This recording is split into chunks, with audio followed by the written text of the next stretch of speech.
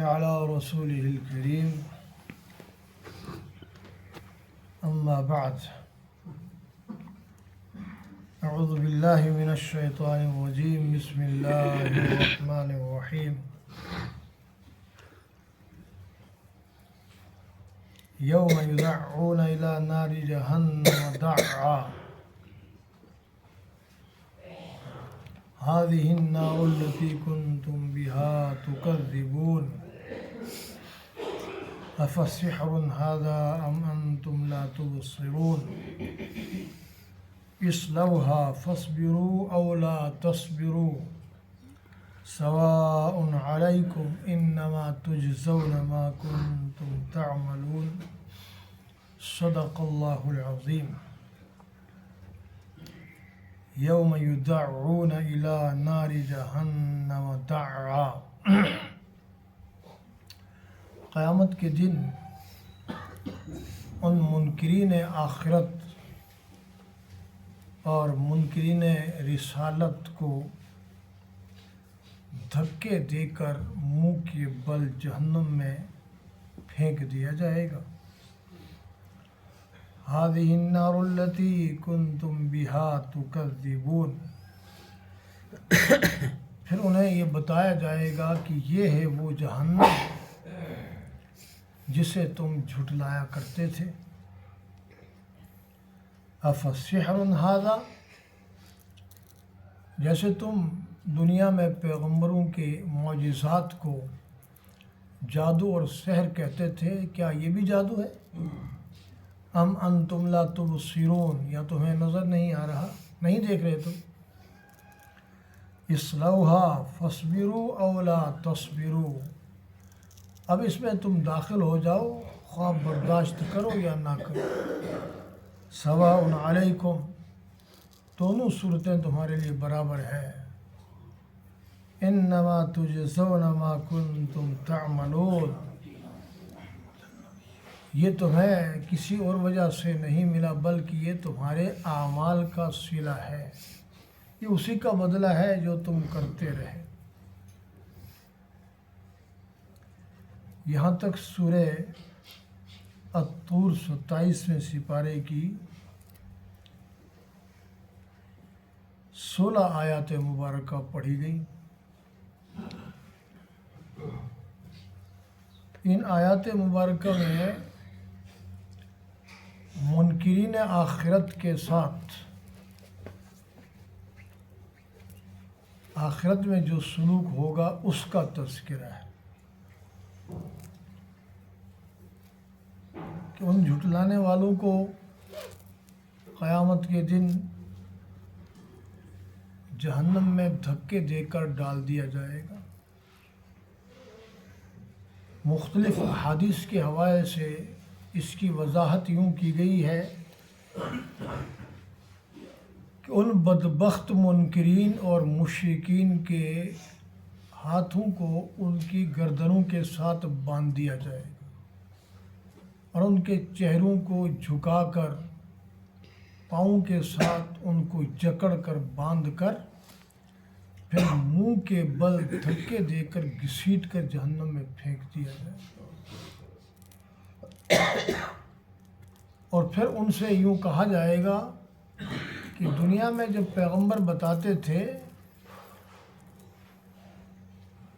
اور پیغمبروں کے معجزات تمہارے سامنے آتے تھے تو تم ان کا انکار کرتے تھے۔ جس آگ سے پیغمبر ڈراتے تھے اور تم ان کا مذاق اڑاتے تھے، یہ وہی آگ ہے۔ اب بتاؤ، پیغمبروں کی وحی کو، دعوت کو اور پیغمبروں کے دکھائے جانے والے معجزات کو تم نے جادو اور سحر کہا، تو یہ بھی دیکھو، یہ بھی جادو کوئی نظر آ رہا تمہیں؟ ام انتم لا تبصرون، یا تمہیں سرے سے نظر ہی نہیں آ رہا؟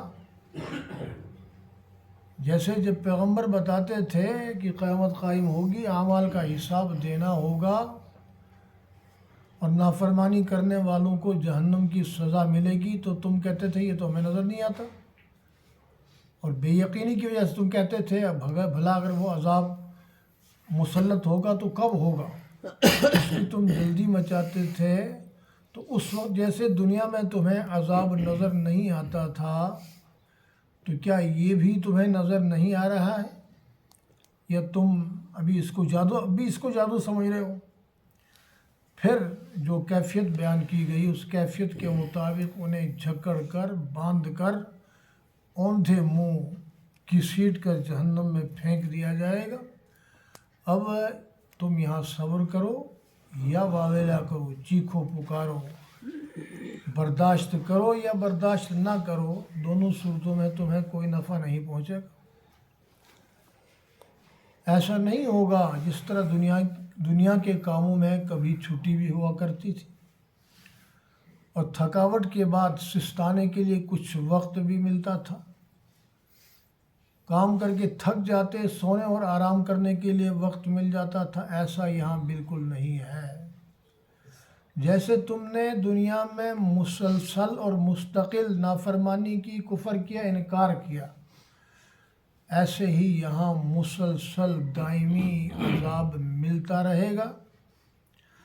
اور جیسے اہل ایمان کو جنت کی نعمتوں میں دن بدن اضافہ ہوگا، دن بدن ترقی ہوگی، ایسے ہی اہل جہنم کو جہنم کے عذاب میں دن بدن اضافہ ہوگا، ترقی ہوگی، اس میں کمی نہیں ہوگی، نہ وہاں کبھی چھٹی ملے گی۔ یہاں تک کہ آتا ہے کہ وہ فریادیں کریں گے، روئیں گے، چیخیں گے، چلائیں گے، اور بالآخر جہنم کے فرشتوں کا جو سردار ہے، داروغہ جہنم، مالک اس کا نام ہے، اس کے پاس جائیں گے، فریاد کریں گے، وَنَادَوْا يَا مَالِكُ لِيَقْضِ عَلَيْنَا رَبُّكَ قَالَ إِنَّكُمْ مَاكِثُونَ۔ چلو، اور کچھ نہیں، یہاں سے نکالا نہیں جاتا، اپنے پروردگار کے دربار میں تو ہی درخواست کر ہماری طرف سے کہ ہمیں ایک دن چھٹی مل جائے، کچھ سستانے کا موقع مل جائے، تھوڑی سی میری عائد مل جائے۔ تو وہاں تو بالکل ایسا کچھ نہیں ہوگا، الٹا وہاں اس درخواست پر بھی انہیں لان تان کیا جائے گا، انہیں عار دلائی جائے گی، شرم دلائی جائے گی، انہیں ڈانٹا جائے گا، کوئی ان کی سنوائی نہیں ہوگی، کسی قسم کی کوئی ڈھیل انہیں نہیں دی جائے گی۔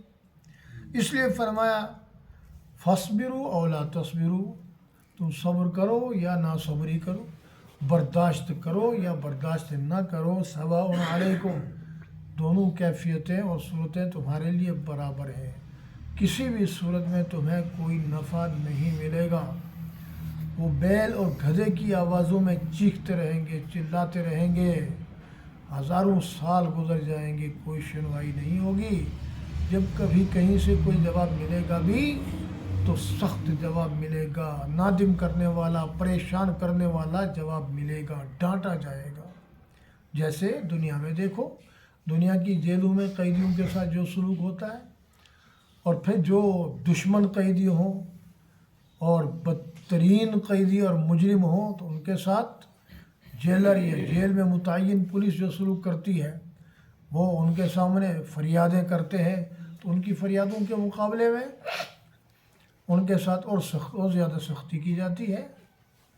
میں تھانے میں بیٹھا تھا کسی جگہ پر کسی کام سے، تو وہاں دیکھا ان لوگوں کے پاس وہاں پکڑے ہوئے تھے مجرم، وہ فریادیں کرتے تھے، ان کی فریادوں پر وہ اور زیادہ ان کو گالیاں دیتے اور ٹھڈے مارتے تھے۔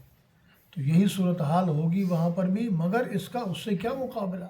اللہ اپنے حفظ و امان میں رکھے، اللہ اپنی پناہ میں رکھے، یہ تو اس کے مقابلے میں کچھ بھی نہیں ہے۔ پھر دوستو، یہاں تو سفارش بھی چلتی ہے، وہاں کسی کی سفارش نہیں چل سکتی۔ یہاں تو رشوت کا لین دین اور رشوت کا کاروبار بھی ہے۔ پولیس والوں کو پیسے دو تو وہ سزا موقوف کر دیتے ہیں، اور اسی طرح جج کو پیسے دو تو وہ سزا کو معطل کر دیتا ہے۔ یہاں تو بہت کچھ چلتا ہے، وہاں کسی قسم کی نہ سفارش ہوگی، نہ رشوت چلے گی، وہاں کسی قسم کی کوئی سنوائی نہیں ہوگی۔ تو جو ذرائع ہیں وہاں بچاوے کے، ان ذرائعوں کو بندہ دنیا میں استعمال اور اختیار کرے گا تو وہاں کامیابی ہوگی، اس کے بغیر نہیں ہو سکتی۔ اس لیے سواء علیکم، تمہارے لیے دونوں صورتیں برابر ہیں، انما تجزون ما کنتم تعملون، تم پر کسی قسم کی کسی طرف سے کوئی زیادتی اور کوئی ظلم نہیں ہے، بلکہ تمہارے اپنے اعمال کا صلہ ہے۔